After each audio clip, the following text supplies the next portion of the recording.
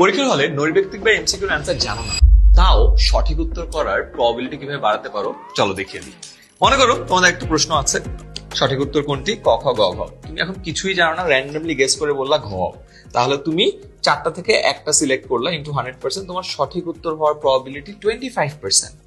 কিন্তু তুমি যদি এইটুকু ফিগার আউট করতে পারো যে আচ্ছা আমি শিওর যেটা ঘ হবে না, তাহলে কি হচ্ছে, তোমার 4টা অপশন কিন্তু আর থাকে না। তুমি কি করছো, 3টে অপশন ক খ গ থেকে একটা সিলেক্ট করছো, তার মানে তোমার রাইট অ্যান্সার হওয়ার প্রবাবিলিটি হয়ে যায় 33%।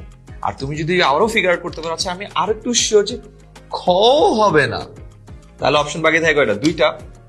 সেক্ষেত্রে তোমার সঠিক উত্তর হচ্ছে 2টা থেকে একটা, তার মানে 50%।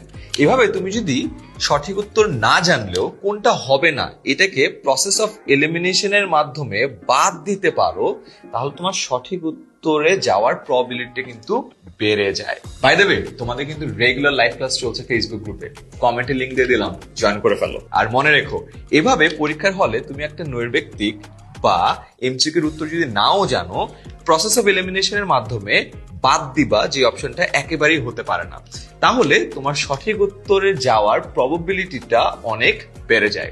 Best wishes for your final exam.